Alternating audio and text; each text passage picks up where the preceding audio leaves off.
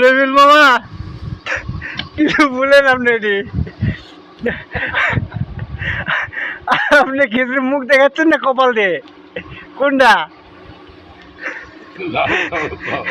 খিচুড়ির টেস্ট কিরকম হয়েছে বলেন এখানে মিডিয়ার সামনে বলেন খিচুড়ি কেমন লাগতেছে আপনার কাছে ভিডিও খেয়ে দেখবে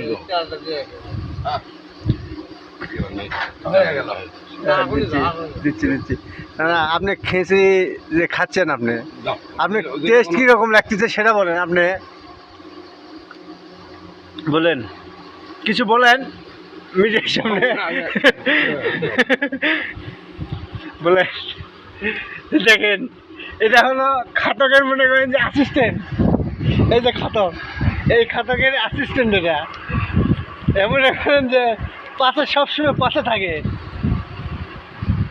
এই দেখেন